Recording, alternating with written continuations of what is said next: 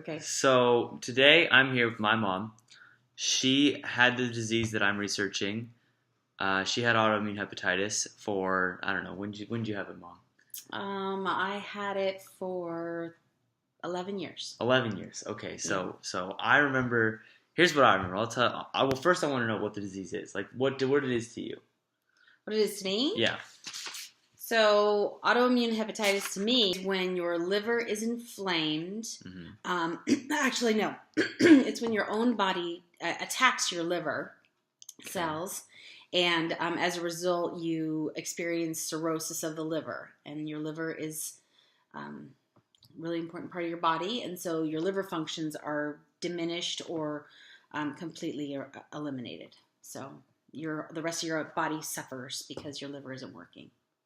Okay, so it's inflamed. The liver gets inflamed, right? It gets inflamed because your own body's immune system is attacking the liver.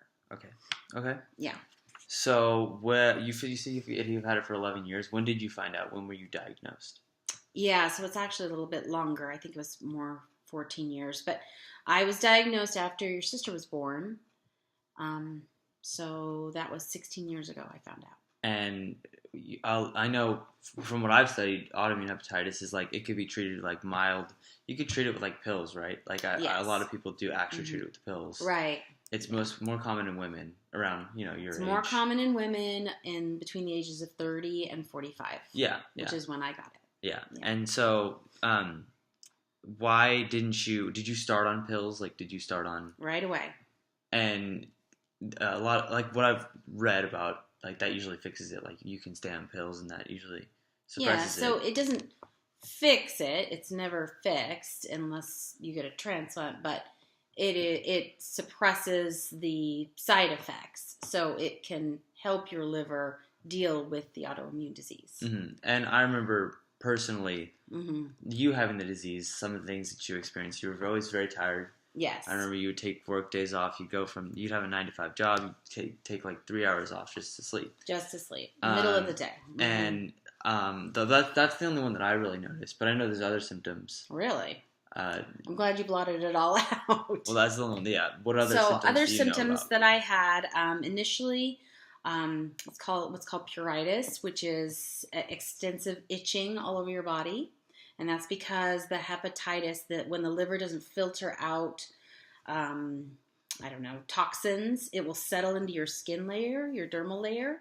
And so your skin will turn yellowish and it will itch. And so I always had a problem with itching and went through a couple of years when I needed to take a medication that I drank to pull toxins out of my skin. And then the other thing that I had, some of the other symptoms where I had water retention to the point that my stomach would blow up and I'd look like I was pregnant. Mm-hmm. But in fact, there wasn't a baby there. I mean, it was just looked like I was pregnant, but it was all fluid buildup. Mm-hmm. And so I'd have to go to the hospital every 6 months to a year for about 4 or 5 years and have the fluids drained out of me with a needle, like about that big.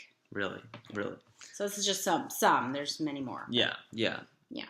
So, what of those symptoms? What do you think the hardest was for you? Like, the exhaustion, fatigue was the hardest by far, because we couldn't do anything if I wasn't up to it, and so that really held us back a lot of times. Yeah. And I know you also, like, I don't know if this was from the medication you took, but you had a very fragile skin. Yeah, it's from medication I take, and I still continue to have pretty fragile skin and a lot of scarring from it. So yeah, that's bad. Yep. Do you think that's common in women? Like, do you think women that have this disease get the same scarring that you do? Have you talked to other women with? I have talked to a handful of other women that have had autoimmune hepatitis or have it currently, and this is very common where they bruise easily or they get cut easily. Mm-hmm. You can remember that. We'd always have to have Band-Aids. Yeah, we had Band-Aids all the time. But we still have Band-Aids. Every day we had to have a Band-Aid. I know where the Band-Aids are within 3 seconds. Exactly, right. So this disease, is it genetic? Like, it is not genetic. That was one of the first questions I asked when I found out about it. Yeah, so you don't think that I have any chance of getting it? No, I don't. And my biggest concern wasn't you, it was your sister, because It's more common in it's women. more common in women, and I was diagnosed with it when I was pregnant with your sister, just right after having her. So I haven't had her tested, but it's my plan to have her tested at some point, just to make sure. Yeah, Because so they don't really know a lot about it. okay, so you say they don't know a lot about it. So when you're diagnosed, how does this inflammation of the liver occur? Like, is it just like a mutation or a mutation in the genes or? As far as I recall, it was a mutation at the cell level where your immune cells attack your liver as they would like a host against a stranger. So my liver cells were basically foreign to my immune cells, and so the immune cells would attack the liver cells, and once they became compromised, the whole liver became ineffective. Mm-hmm, mm-hmm. Okay, so yeah, let's see. So you went through surgery. I did. Yeah, I did. And that was because it got progressively worse, or it got progressively worse, and it became basically what happened was I wasn't getting sick enough to jump to the top of a donor list, mm-hmm. but I was becoming slowly more progressively sick to the fact that I knew I probably had less than 5 years to live. Mm-hmm. Mm-hmm. So that was the cure for you. Do you know of any other cures that they have for the disease? No, there is no cure for it. And so you're not cured. You're cured. I'm cured because no, I'm not cured. No, actually, I'm not cured because autoimmune hepatitis is within your cells. Mm-hmm. So what I did was, because my liver had been damaged so severely, I didn't get rid of autoimmune hepatitis. What I did was I got a brand new liver to fight it. Mm-hmm. And so, now I have a brand new liver, but I have a 25 to 40% chance of starting all over again from scratch. Mm-hmm. Mm-hmm. And do you know if this disease, if you had lived on with it, yeah, and it got progressively worse, right, would it result in death? Yeah, definitely. I was definitely going to die. Really? Yeah, I mean, we're all going to die, but yeah. I was just going to die faster than the average person. I don't know how many years. I remember you told me once, but it was like, what, 10? They give you like 10, 15 years? Or how long after diagnosis do you think? Well, after diagnosis, they didn't know how long I could last. But what they found was that the autoimmune disease got more aggressive. And so when they told me I needed a donor, and I needed a new liver, they told me I had less than 5 years. So. Interesting. Yeah. Fascinating. Yes. Sort of thank God it's not existing anymore. Mm-hmm. And going through this disease, I know we, as a family, it really affected all of us. But personally, like, let's say I was talking to someone who had autoimmune hepatitis right now. Yeah. What would you say to them? Like, what would you say? I mean, personally, I would say just be prepared for, like cooperating and not usually, having your mom or having your parent or family member not around, mostly like tired and just not really 100% in it. But what would you say to someone who had the disease? Like, what was the thing that you used to get through it? Like, what was your motivation to get through it? So I used to say something to you guys all the time and to myself. I would say, this will pass. Yeah. So that was my motto, because I knew that no matter what I was experiencing in that moment, whether it was nausea or extreme fatigue or pain, or I was recovering from, a cut or a surgery or a procedure, I always said, this will pass, this will pass. And so I just would say to anyone who has had it, just be patient with yourself, because you cannot expect, even though you don't look as sick as you might feel, you're still sick, and you need to have patience with yourself and surround yourself with people who are patient with you. Yeah. Because it was hard to be patient with me sometimes, I'm sure. And people don't think you have autoimmune hepatitis. You don't look like you have autoimmune hepatitis. Yeah. Until it gets really bad.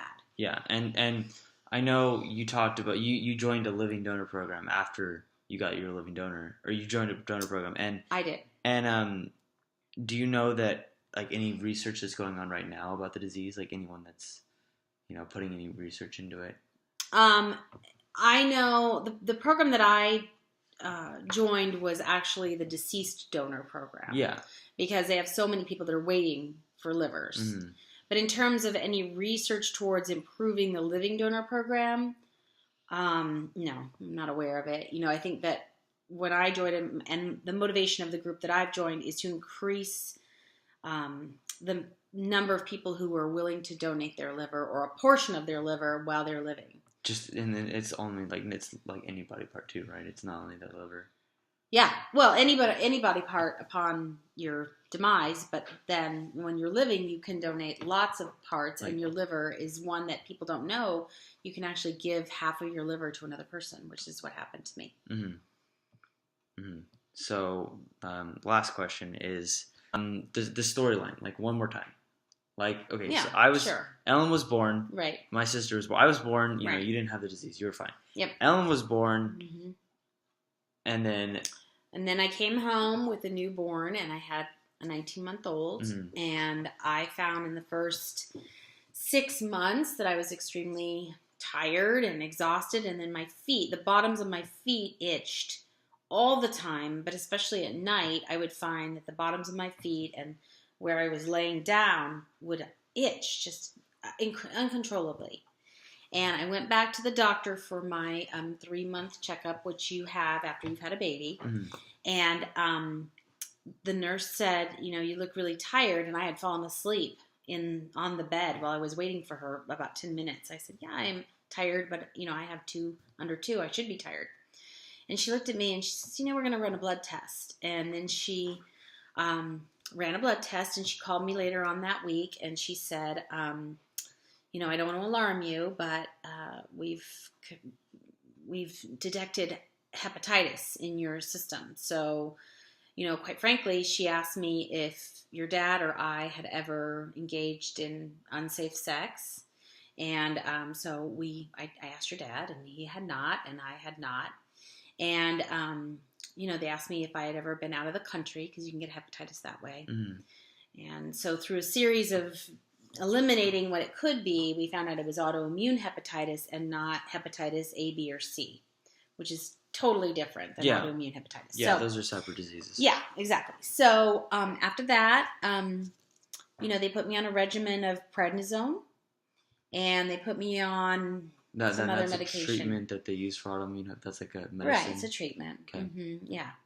So, and what it does is it decreases inflammation. Mm-hmm. So it basically suppresses inflammation of the liver cells. Mm-hmm. So I was on that treatment plus a medicine called azathioprine for a very, very long time. And, I for 8 to 10 years, it didn't really bother me as much, but it became progressively worse. Mm-hmm. And the last 4 or 5 years was when I started to really experience very difficult symptoms. Mm-hmm. And I began to be treated by UCSF. And what year was that?